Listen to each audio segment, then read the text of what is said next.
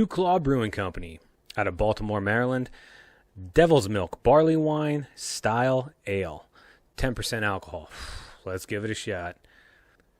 DuClaw Brewing Company has been one of those brewing companies that they have their kind of novelty, more well-known popular beer, such as the Sweet Baby Jesus. But I'm still kind of iffy on them. I know that they're a good beer company. They're a craft beer company. But I'm still kind of trying to figure out which one is my favorite and which ones I actually like and which ones I don't like. This one, I saw this and it reminded me of New Holland Brewing Company's Dragon's Milk, which I still have yet to get to, and I hopefully will in an upcoming review. I plan on it. It's one of my priorities. And I think it was because of the name. Devil's Milk, Dragon's Milk. There's got to be some sort of similarities. So I brought it home, opened it up, took my first sip, and there are some.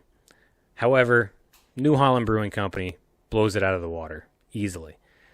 But to be fair, let's judge this one separately.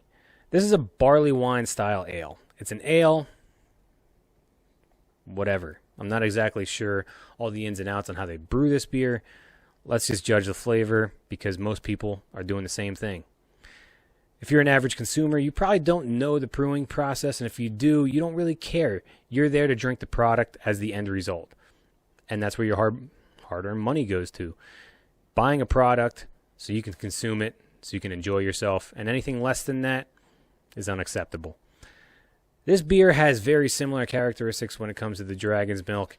It's got this dark, creamy, almost vanilla, and again, slightly like a creme brulee kind of texture to it. It's not absolutely dark in color. It's kind of like an amber color, and it's not hazy. It's not cloudy at all. It's pretty clear, actually. It's a very pungent and strong flavor, though, that you're getting right up front. Whatever the ale is, it's slightly bitter, not much, but it leaves a lingering kind of bitter aftertaste, if I can say that. It's not bitter while you're drinking it, but the aftertaste kind of kicks in a little bit, and that's where the bitterness comes in. Really not a whole lot of bite. There's some crispness to it, but you're getting this kind of milky texture, and again, I think that falls somewhere on the lines of that vanilla or that creme brulee-ish style of flavor that you're getting from the beer. It's enjoyable, but it really peaks at one point while you're tasting it, and it's almost like a spike. And I don't want to use the word bite because it's not part of the beer that's biting you. It's just the flavor. The flavor is so intense at one moment while you're tasting it, but as soon as it hits that and it crescendos and it just kind of falls flat.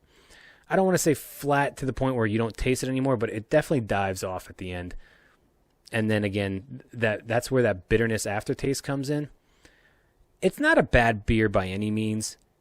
It's just I think this is going to be one of those acquired taste kind of beers. Some people are going to, I think you might get all three parts of the categories here. You might get the people that hate it, the people that like it, and the people that are like, meh. I mean, it's all right. And I think that's its downfall. It's not really hitting the note with most people. Some people are just kind of like, meh. And I feel like those people are going to slide into the, yeah, I'm not going to go back to it category, where the bottom half is the people that don't like it. They're already going to, if they don't like it, they're not going to go back to it. My drinkability on this beer, yeah, I could see one or two. Again, it's a really intense flavor. I'm not saying I dislike the beer, but it's that flavor that's going to kind of stop me from going back and getting it a second or third time. I feel like this is more of a cold month beer, just with the flavor notes and the intense spike in flavor, whatever that milky, creamy, vanilla-y, creme brulee kind of flavor. But it just kind of screams, I'm not drinking this kind of beer on a hot day. On a scale of 1 to 10, I'll give this a 6. It was different, but if I want something anywhere near this style of beer, this flavor of beer, this heaviness of beer, I'm going to go with my Dragon's Milk because that's what I like.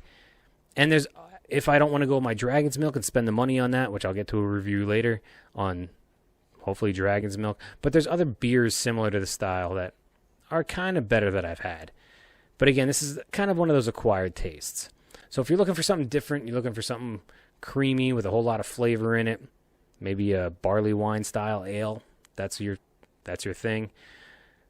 Then you should look for DuClaw Brewing Company, Devil's Milk barley wine style ale, 10% alcohol, out of Baltimore, Maryland.